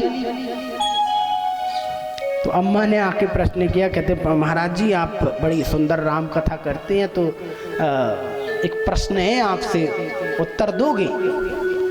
मैंने कहा मैया ये बताओ, पहेली पूछने आई हो कि कथा पूछने आई हो? अब उत्तर बनेगा तो देंगे। सर्वे सर्वम न जानाति, सभी लोग सब प्रकार की बातें तो नहीं जानते, हो सकता है आप कुछ ज्यादा जानती हो और हम कम जानते हो। ठीक है, लेकिन भगवान की कृपा रही तो दे देंगे उत्तर, कीजिए प्रश्न। तो कहते ये बताओ, हनुमान जी ने पूरी लंका जला दी, विभीषण का राज्य क्यों नहीं जलाया? विभीषण का कक्ष क्यों बच गया? हमने कहा अम्मा तुम रही का होते, रही हो तो बताओ, तुमने देखा कि विभीषण की लंका नहीं जली? चलो लेकिन फिर भी तुम्हें उत्तर देते हैं। नहीं नहीं ना, हम रहे उधर तो हम बता रहे।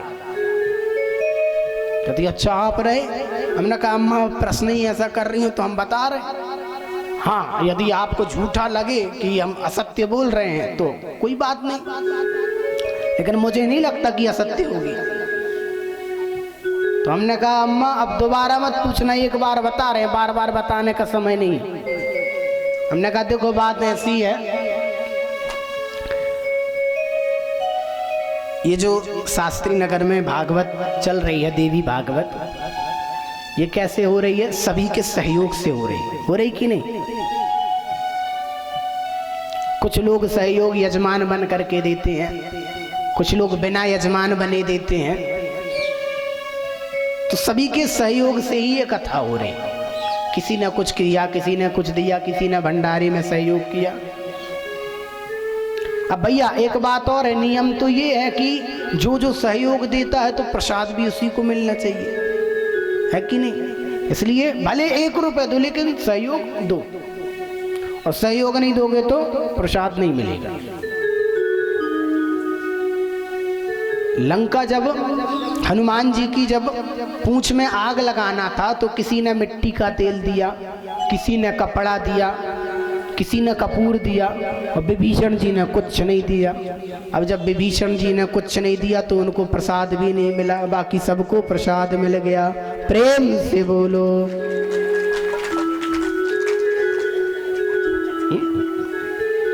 उनको प्रसाद नहीं मिला क्योंकि उनने चंदा नहीं दिया,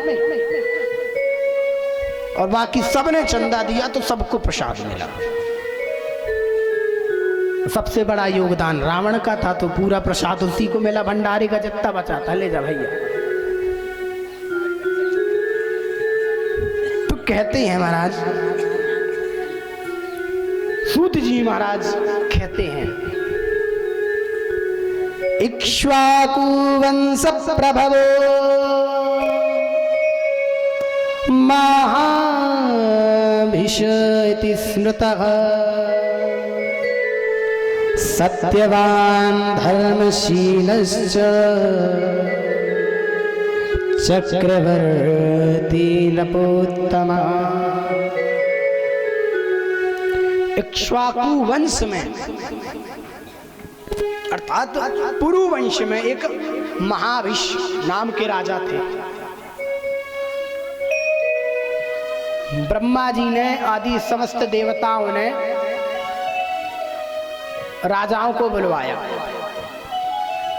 देवताओं को बुलवाया, तो वहां पर महाभीष भी आए, ये देवता भी माने गए। अम्मा बात न करो, कथा में ध्यान दे दो, बस तना देर की कथा और है, फिर आप लोग अपनी चालू कर लेना। हल्ला बहुत कर रहे हो, प्रेम से बोलो। बाजू वाले की कसम है बोलना पड़ेगा, प्रेम से बोलो।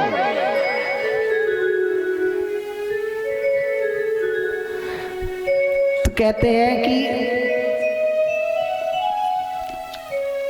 समस्त देवता गण आए, महाभीष नाम के देवता भी आए, गंगा जी को भी बुलाया गया, गंगा मैया को भी बुलाया गया। अब जब गंगा मैया आई तो उन्होंने नारी का स्वरूप बना करके आई, लेकिन सभी अपने कार्य में लगे रहे। और महाविष्णु को गंगा मैया ने देखा, गंगा मैया ने महाविष्णु को देखा, और दोनों एक दूसरे को देख करके मोहित हो गए, एक दूसरे को ही देख रहे। सभी लोग अपने कार्य कर रहे। अब ब्रह्मा जी ने जब बुलाया, पहले महाविष्णु को बुलाया, महाविष्णु ने नहीं सुनी। क्यों नहीं सुनी? क्योंकि उनका ध्यान तो गंगा जी पर है, और गंगा जी ने भी नहीं सुना। क्यों? क्योंकि गंगा जी का ध्यान महाविष्णु पर है। अब जब जैसे ही देखा कि दोनों ने ध्यान नहीं दिया तो ब्रह्मा जी को क्रोध आ गया, और ब्रह्मा जी ने क्रोध में आकर के श्राप दे दिया। जाओ, एक दूसरे को देख रहे हो, मेरी बात नहीं सुन रहे हो, जाओ मैं तुम्हें श्राप देता हूं कि मृत्यु लोक में दोनों का निवास हो।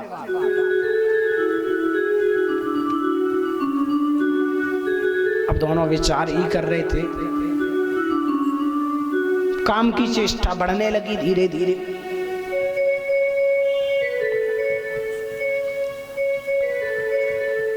अब ये महाविष्णु भी विचार करते,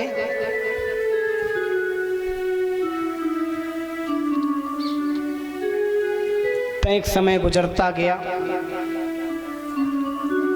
एक बार की बात है, पृथ्वी लोक पर, मृत्यु लोक में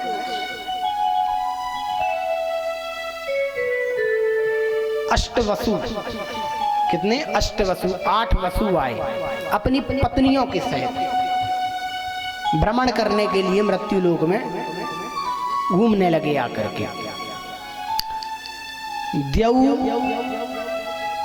और पृथु आदि ये 8 वसु थे। इन सभी वसुओं की पत्नियां थी, सबकी अलग अलग पत्नियां। और ये घूमते घूमते भ्रमण करते करते कहाँ पहुंच गए? ये पहुंच गए वशिष्ठ ऋषि के आश्रम में।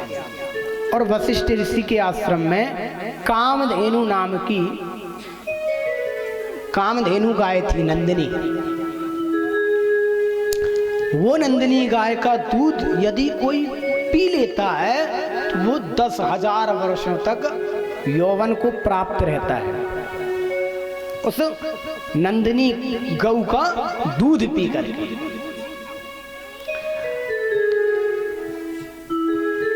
तो जब वसुओं ने सुना तो सब वसु तो ठीक ठाक थे, लेकिन द्यौ नाम के जो पशु थे, द्यौ, क्या नाम है? द्यौ। द्यौ नाम के पशु की पत्नी है, उन्होंने निवेदन किया अपने पति से कि हमें इस गाय को ला करके दीजिए, इस गाय का दूध हम पिएंगे ताकि हम 10,000 वर्षों तक यौवन को प्राप्त रहें। और कौन नहीं चाहता महाराज कि हम जवान रहें? कौन चाहता है कि हम बूढ़े ना हो?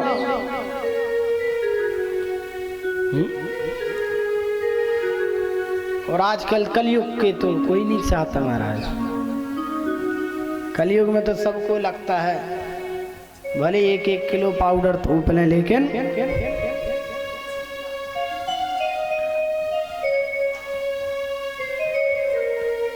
अरे कलयुग तो ठीक है, द्वापर में यशोदा मैया को नहीं देखा आप लोगों ने? 90 साल की डोकरी हो गई थी, लेकिन जब मेकअप करने के लिए सारी गोपियां आई तो ऐसी दिख रही थी महाराज जैसे 16 वर्ष की कन्या हो, इतनी सुंदर। और क्यों ना रहे, परमात्मा की माँ है।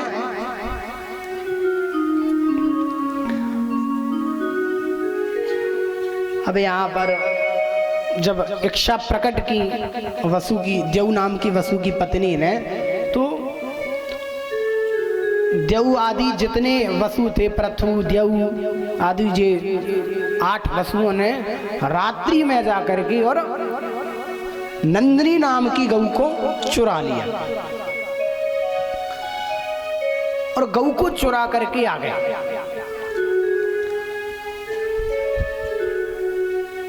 अब जब वशिष्ठ ऋषि आश्रम में लौटे तो लौट करके वशिष्ठ ऋषि ने कहा कि मेरी गऊ कहाँ है? देखा यहाँ वहाँ, सोचा यहाँ वहाँ कहीं चरने गई होगी, नहीं दिखी, कहीं नहीं दिखी। अब विचार करने लगे कहाँ गई होगी। नेत्र बंद करके जब उन्होंने ध्यान लगा करके देखा तो क्या देखा, 8 जो अष्टवसु आए थे अपनी पत्नियों के सहित, उन्होंने नंदिनी को चुरा कर ले गए। क्यों ले गए?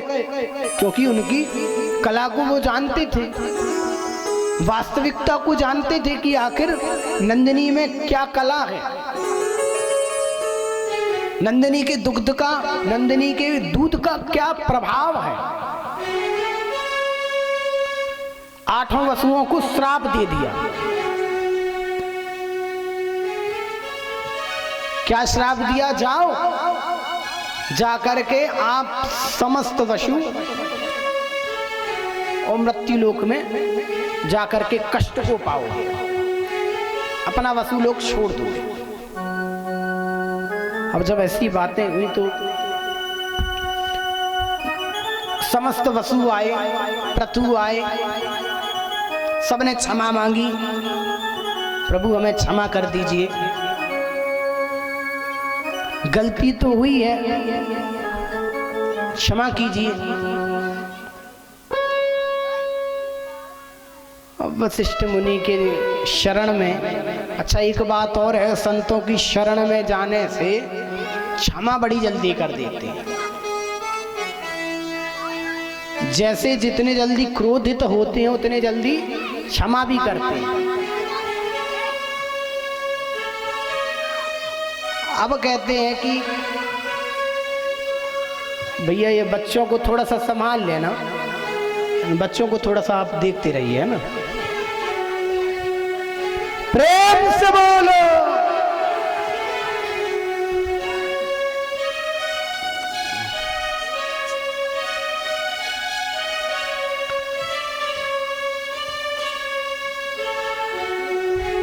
और बड़े भाव के साथ जैसे ही शरण में आए तो वशिष्ठ जी ने क्षमा किया और कहा कि अब श्राप तो नहीं लौटाया जा सकता, लेकिन हाँ 1 वर्ष के अंदर समस्त वसुओं का उद्धार हो जाएगा। केवल 1 वसु को छोड़ करके। कौन? जिसने गाय को चुराया है उसे मृत्यु लोक में तो कष्ट को प्राप्त करना ही पड़ेगा, उसे कष्ट प्राप्त करना ही पड़ेगा। जिस प्रकार मैं नंदिनी के लिए कष्ट को प्राप्त किया उतना ही कष्ट उसे प्राप्त करना पड़ेगा। और ये जौ नाम के वसु ही कालांतर में समस्त वसु जब गंगा मैया के पास गए, गंगा मैया से प्रार्थना की कि हे गंगा मैया, आप इतनी कृपा कर दीजिए कि जब हम मृत्यु लोक में जन्म लेंगे तो आपके ही गर्भ से जन्म लें। क्यों? क्योंकि आप तो गंगा हैं, गंगा तो तारने वाली है।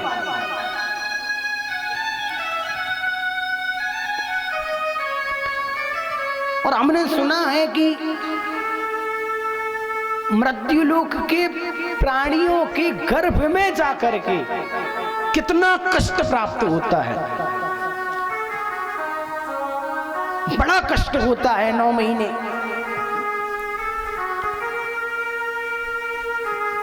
कहते हैं गर्भ में जो शिशु होता है ना, यदि माता कुछ खट्टा खाती है, यदि कुछ तीखा खाती है, तो उस शिशु के शरीर में, अंग प्रत्यंग में जाकर के वो बड़ा कष्ट देता है, बड़ा पीड़ा देता है।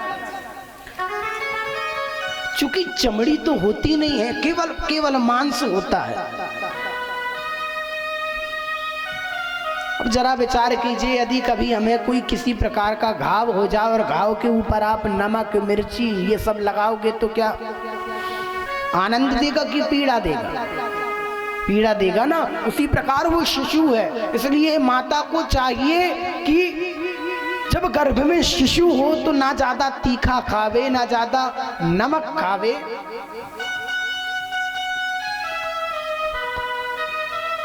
और एक बात का विशेष ध्यान दे, ये सब ग्रहण करने वाली चीजें हैं। ग्रहण केवल मुख से नहीं किया जाता, नेत्र से भी किया जाता है, कर्ण से भी किया जाता है, नासिका से किया जाता है।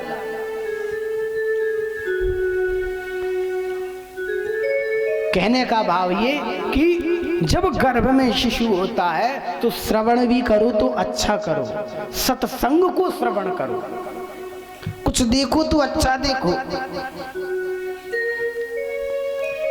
रामायण देखिए, भगवान कृष्ण की कथाएं देखिए, महाभारत तो बिल्कुल मत देखिए, लेकिन कृष्ण की कथाएं देखिए, क्योंकि जो हम देखते हैं, जो हम ग्रहण करते हैं, बाद में वही हम परोसते हैं। क्योंकि मटके में जितना जल होता है वही जल हम पी सकते हैं।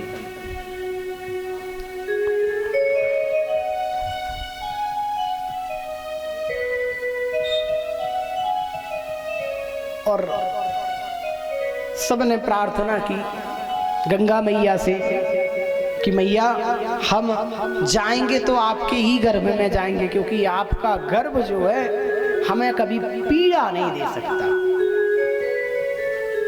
क्योंकि गंगा मैया की विशेषता क्या है?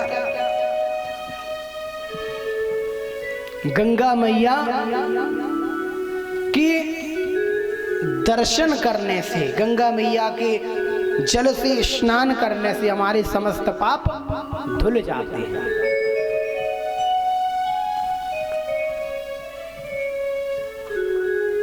जब हम इस देह को छोड़ते हैं तो कहाँ ले जाया जाता है?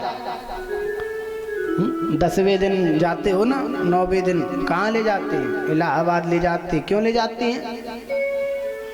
भैया जो भी पाप किए तो सब धुल जाए। तो उन पापों को धुलने के, ये तो मरने के बाद की स्थिति है, लेकिन जीते जी हमारे श्रीमद् भागवत में, श्रीमद् देवी भागवत में ये भी एक गंगा है, ज्ञान गंगा कहा गया। तो वहां तो मरने के बाद गोते लगाओ या ना लगाओ इसका कोई ठिकाना नहीं। क्यों? क्योंकि आजकल के लड़के बच्चे भी यही कहते, भैया एक काम करो, वो तो गया, जो थी तो चली गई, जो थे तो चले गए, लोटा में भरे और ट्रेन में बैठे पुल में डाल दिए। अब ये नहीं पता कि वो जल क्या है, वो जल है कि कोई नाला है, ये नहीं देखते।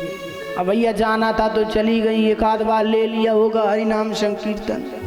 तो मरने के बाद का तो कोई ठिकाना है नहीं कि लड़के बच्चे अस्थियां ले जा करके बहाएंगे कि नहीं। इसलिए कम से कम जीते जी ही गोता लगा लो, प्रेम से बोलो।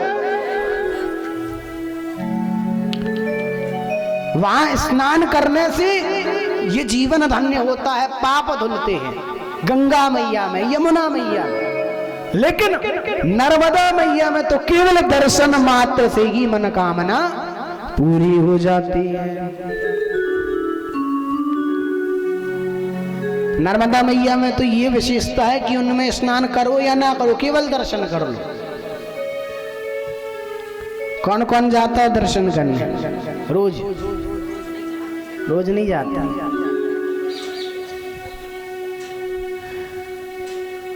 अच्छा, कितने महीना में चले जाते हो? संक्रांति भर में हैं? कल 11 थी, हर 11 में जाते। क्या बात, क्या बात। तो नर्मदा मैया के दर्शन मात्र से हमारे सारे पाप धुल जाते हैं। बोल नर्मदा मैया की जय। हरे देह नर्मदा माई रे, देह